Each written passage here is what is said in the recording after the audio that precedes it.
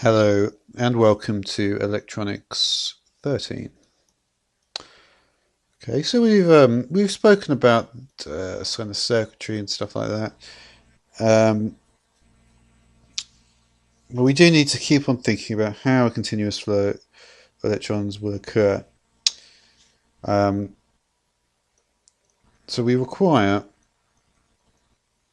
more than just a continuous path.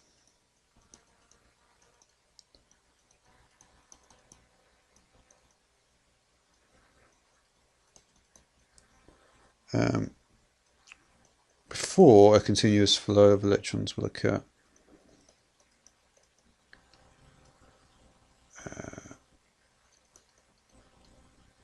Okay, so there's more than just the path that we need. So we're going to have to build up here, and this will be kind of the fundamentals now of what's going to happen in the future here. We need some means to push the electrons around the circuit.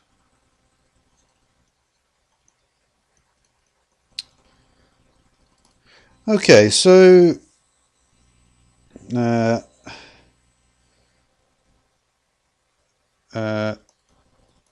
so similar to marbles in a tube,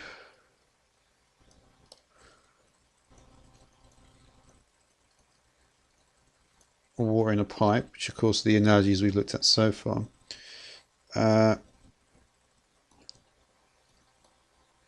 It takes an initiating force. It's an interesting thing, isn't it? Maybe there's anything kind of causal. It's kind of interesting.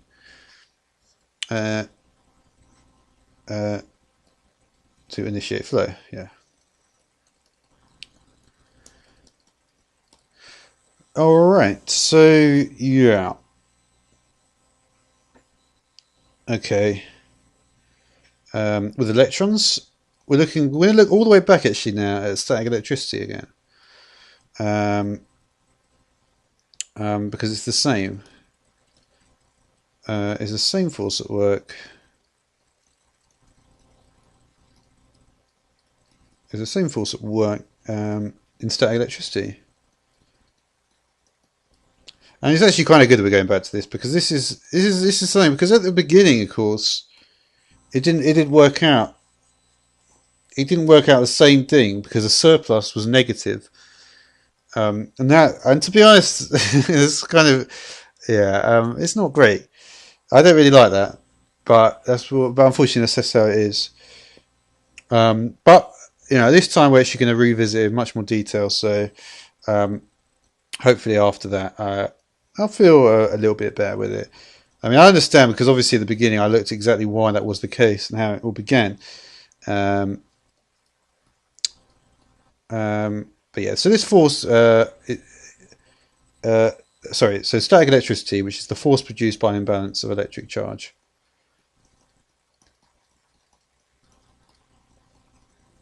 So the force produced by an imbalance of electric charge. So that's what we're looking at with static electricity and with electron flow. Okay, so let's now go back to what we spoke about earlier on then.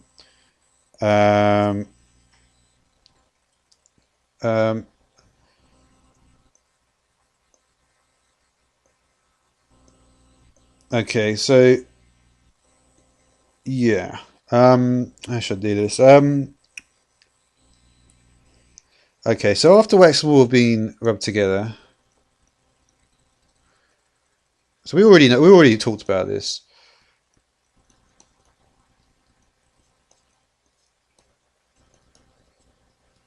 So after wax and wool have been rubbed together,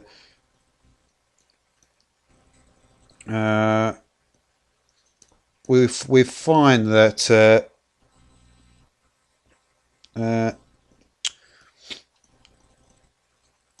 the surplus electrons in the wax, and I'll just put a negative sign there just to keep reminding myself. and the deficit. Just put the deficit electrons. This is, well, it is deficit of electrons. Well, I don't know. I think it's kind of clear, to be honest. But anyway, there's obviously the deficit. Okay, so that creates an imbalance of charge. But now what we're going to be thinking, we're thinking more about control of these things now. So we're going to actually try to do something a little bit different than we did before. And it's an imbalance of charge between them. All right. So this imbalance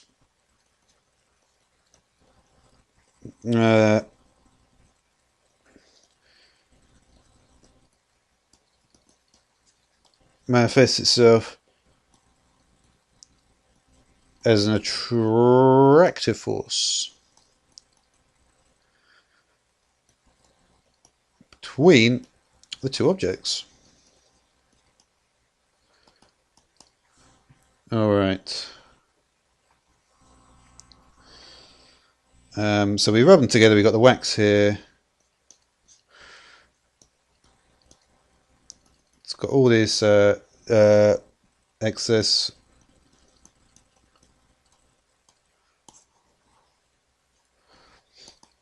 And here's the and once you rub them together, there's this attraction, isn't there? The surplus of electrons in the wax attracting to the deficiency of electrons in the wool cloth here. So we've spoken about that many times. Okay, so now,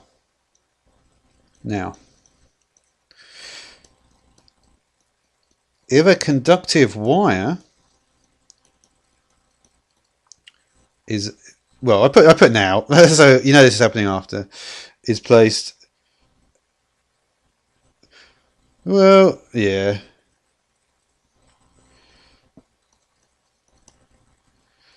Now, if a conductive wire is placed between the charged wax and wool, electrons will flow through it.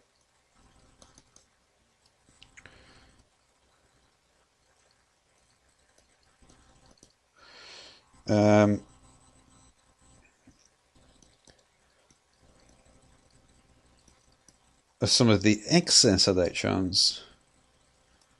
But yeah, I'll be looking at this in some detail, and I'll be thinking about this as well, because it's interesting. Some of the excess electrons in the wax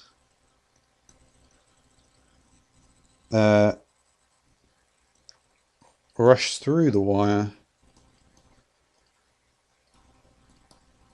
to get back to the wool. So basically, by rubbing it together, you've disrupted the levels of these things. And here, and filling the deficiency there. So you've always got to look at these. These are just electrons in a way. So even though there is, yeah, so they're basically it's just basically just electrons. It's almost like positive, negative, almost irrelevant.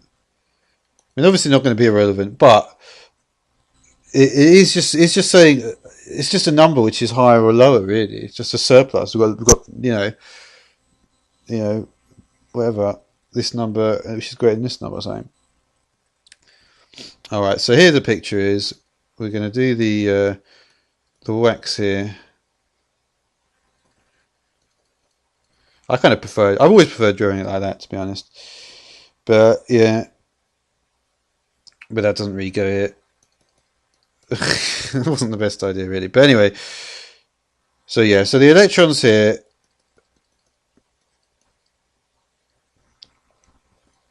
and then we've got the electron flow. So here they are.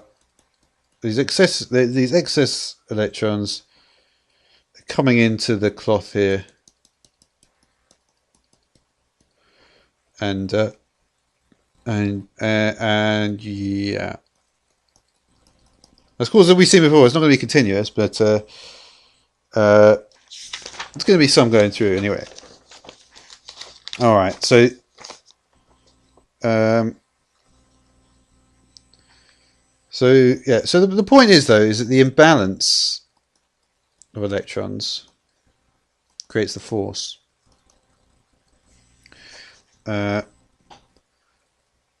Between the atoms. So we'll speak more about this in chemistry. Between the atoms in the wax. And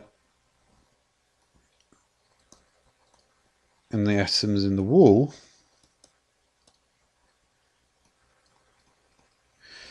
Create a force between two materials.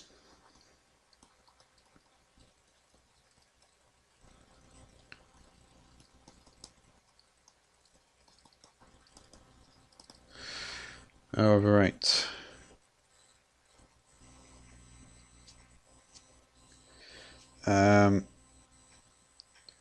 So if there's with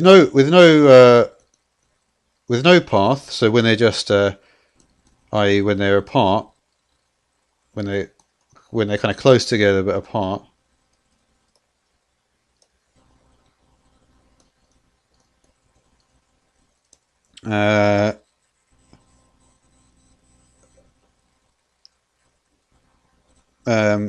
with no path, i.e. when they're close together but apart, the electrons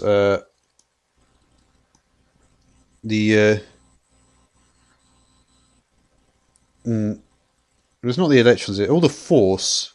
There's a force we're dealing with, really, isn't it? All the force can do. What is this thing we're talking about? I don't even really get what that force is. All the force can do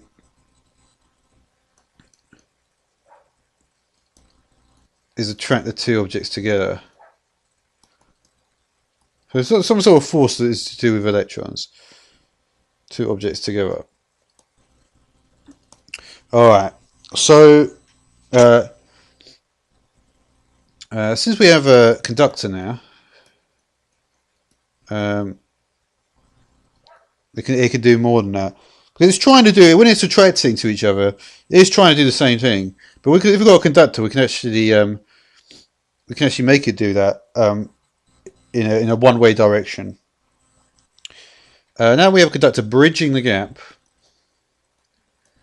So we've got a bridge over the abyss there. Bridging the gap. The insulating gap, of course, because air is an insulator.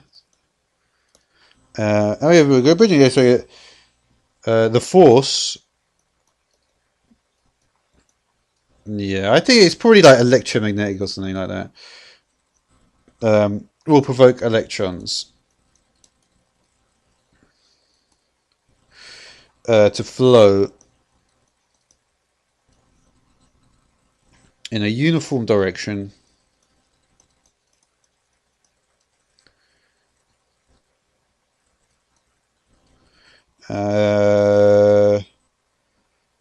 through the wire. This may be only momentarily, though. So probably happen very, very quickly. In a lot, just normal scale. This will happen until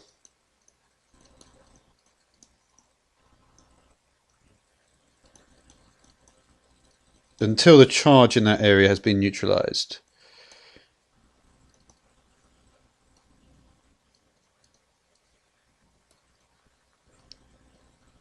All right.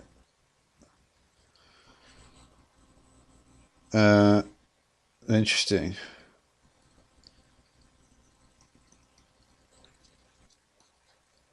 And the force between the things diminish, between the wax and the wall diminish.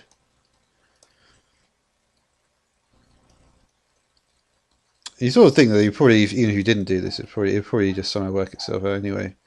That's the sort of intuition to think about it, but maybe not. The force between the wax and the wall diminish. All right. Yeah, you see, this is the thing. So the electric charge, and this is kind of it's going to be the end here, but The electric charge formed between these two materials. This is interesting. Between these materials, it goes back to what we used to speak about, source and destination. A lot of these things, by rubbing them together, serves to store a certain amount of energy. But where is it getting stored, though?